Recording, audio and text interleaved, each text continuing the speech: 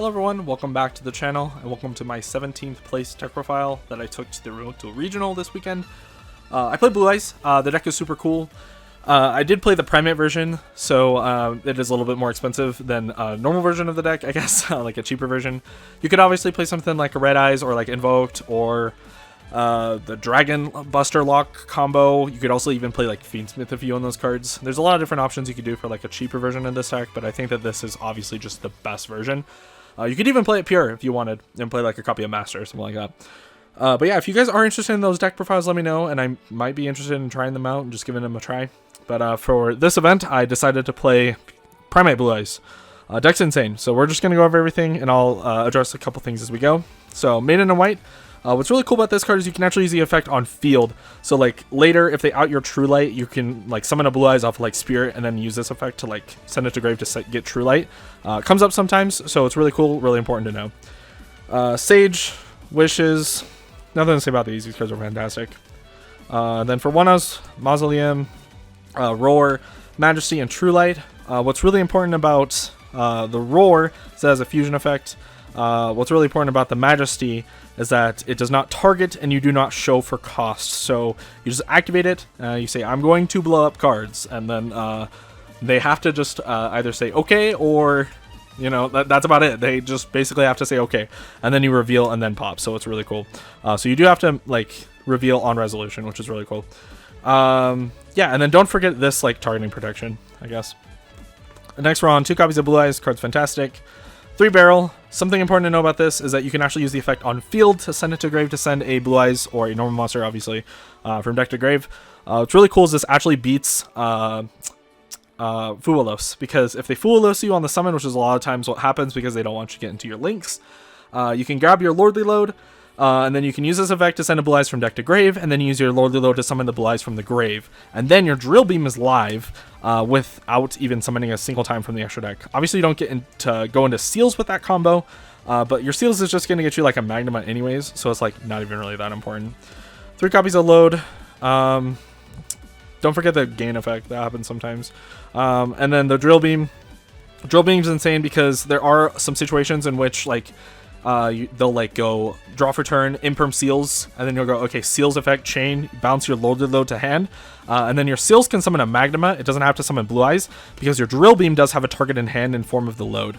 So that's actually a really important interaction to know. I think that it's actually like really cool. And then your Magnemot's going to get you another copy of like the another barrel or something like that, or even a Blue Eyes out of deck, or grave or something like that. You know, it does come up sometimes where you'll like Magnemot search Blue Eyes.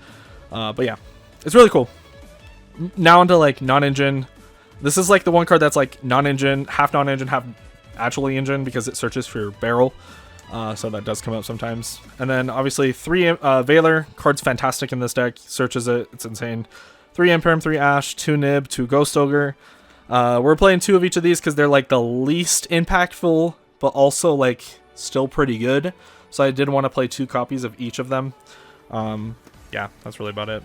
You could be playing 3, but like I just don't really want to. You could play playing Droll, because Droll's a spellcaster. You can turn into a spirit. That comes up sometimes.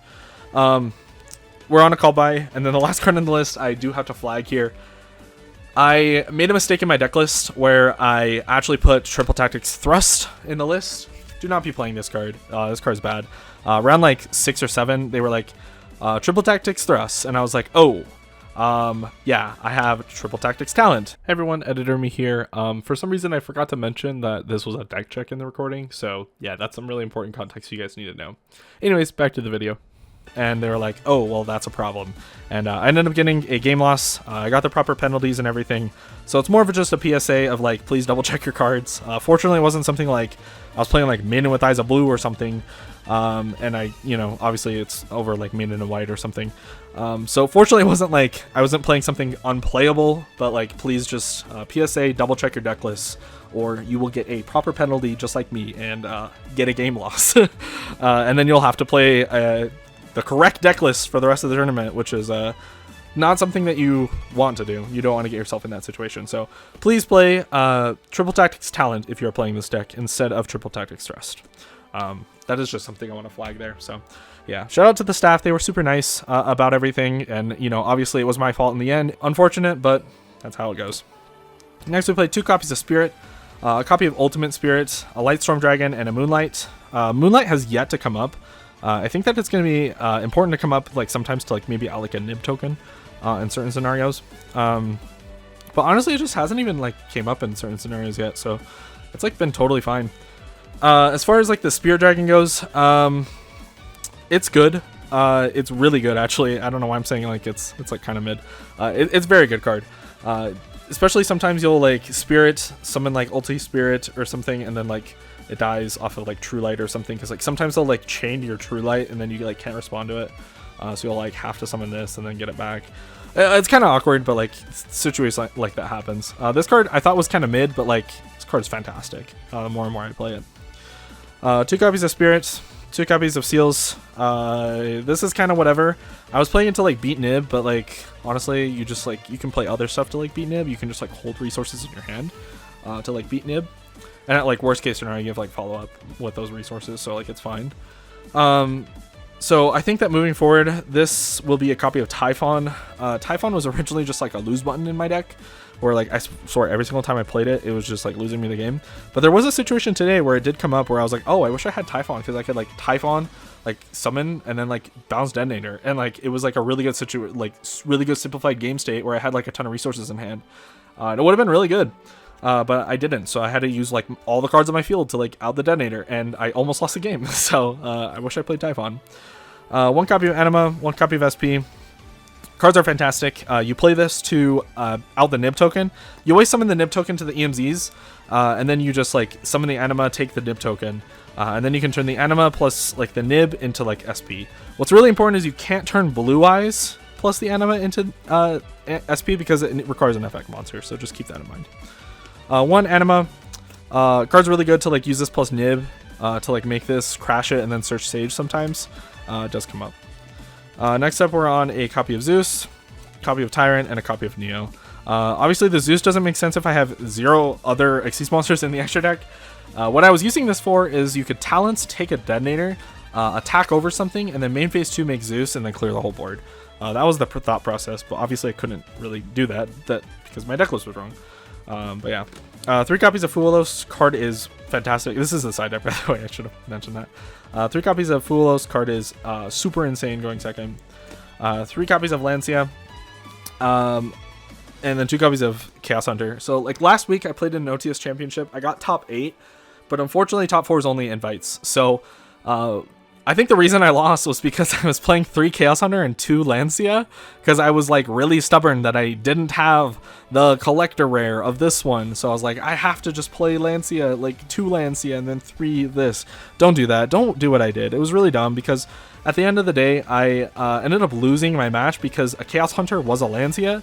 And if it was the Chaos Hunter was a Lancia, I would have won the game, because I would have stopped the mouse player from playing on their turn, and then I could have just won the next turn, and I didn't.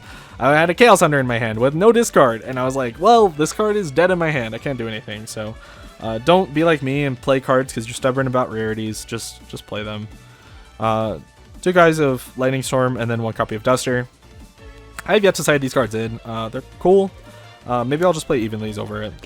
Lancia, or sorry, not Lancia, Anti-Spell, and then 3 copies of Judgment rounds out the list. You could just side these in over like whatever hand trap's like not good going first. Like sometimes I side them over like Nibs and Ogres. Just like put all 4 of these guys in. But yeah, I have yet to really like experience how good Anti-Spell is. It's really good in theory because like True Light sets like your spells on their turn, and then you can just like activate them on your turn.